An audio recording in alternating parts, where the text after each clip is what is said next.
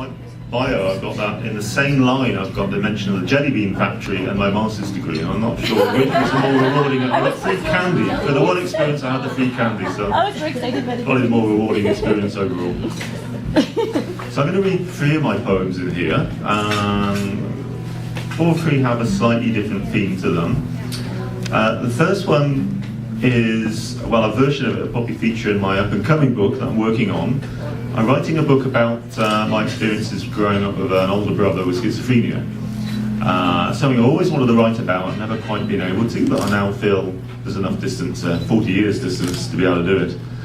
So the first poem's one of those poems that may be in that collection.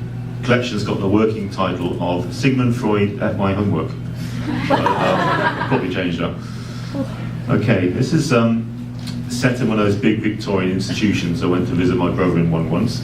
We used to hate those places, and now we're sort of nostalgic for them because we haven't got them anymore, and there's no alternative. The view from Ship Creek.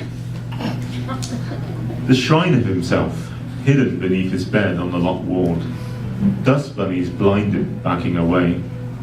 Jets disintegrating silently into the utopian ground zero of his shrunken ego, with nothing but time for medicating his bones into the shredding whites of his unsolvable eyes. A pioneer holding high a loaded rifle of dandruff and bad breath. A box of Bibles, the armoured clank of poor man's dentistry.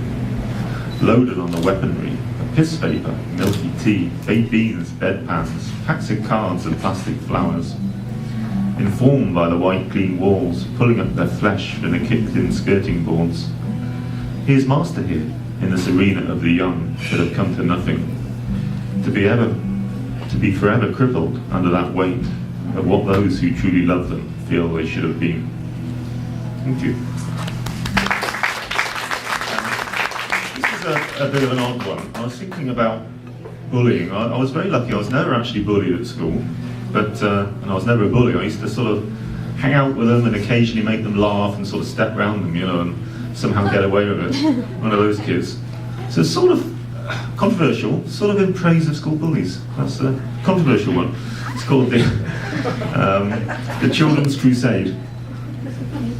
I was the lucky one, the jester for the tougher boys.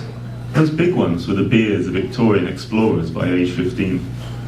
The children and the bodies of quarterbacks, surfing into the sunrise on their own hormones, leapfrogging over the garrote of underwhelming life. These were the kids the teachers paced around like unexploded weaponry, struggle with to decipher the hormonal morse of their illicit being, the unorthodox revisions to school uniforms, the sleek-fisted tannery of the high-end violence, the flash of fist, the wide bright light of open hands ready for the fight.